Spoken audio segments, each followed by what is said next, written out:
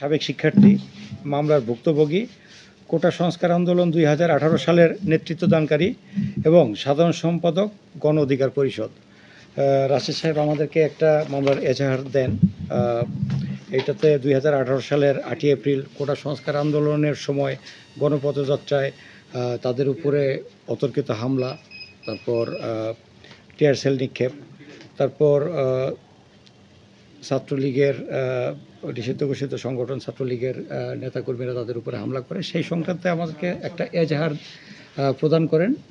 আমরা এজাহার গ্রহণ করেছি। আমরা এটা পরবর্তী যে আইনগত কার্যক্রম, মামলা রুজু হচ্ছে এবং আমরা এটা তদন্ত করে আইনগত ব্যবস্থা গ্রহণ করব। ধন্যবাদ।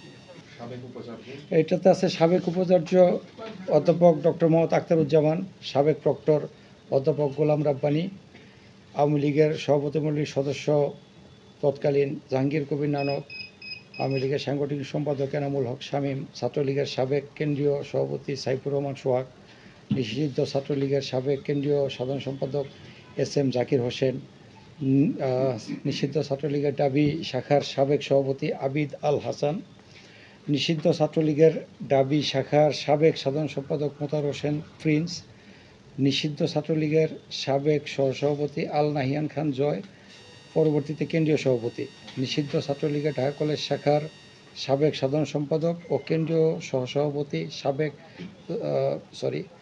সাকিব হাসান সুইম, মুক্তিযোদ্ধা সংসদ সন্তান কমান্ড কেন্দ্রীয় কমিটির সভাপতি মেহেদী হাসান, ডাবি শিক্ষক সমিতির তৎকালীন সভাপতি অধ্যাপক মাকসুদ কামাল, ডাবির সাবেক উপাচার্য অধ্যাপক মোহাম্মদ আব্দুস সামাদ প্রমুখ। এছাড়াও এইগুলোর নামে আর এছাড়াও প্রায় 500 জন অজ্ঞাতনামা ছাত্রলীগের কর্মীরা এই হামলায় জড়িত ছিল মর্মে আমাদের কাছে একটা অভিযোগ প্রদান করে।